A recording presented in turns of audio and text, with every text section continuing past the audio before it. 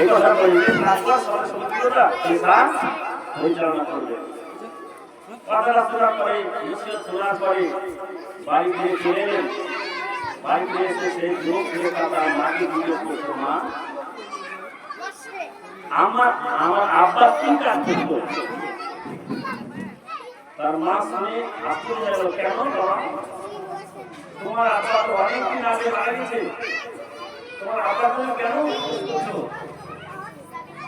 আমার ওস্তাদ বলেছে তোমার বাবা যে পেশা করেছে, যে কাজ করেছে, জীবিকা অর্জন করেছে, সে মায়ের মুখের দিকে তাকিয়ে আছে, কখন মা বলবে? কিন্তু মা বলছে না, চুপ করে আছে।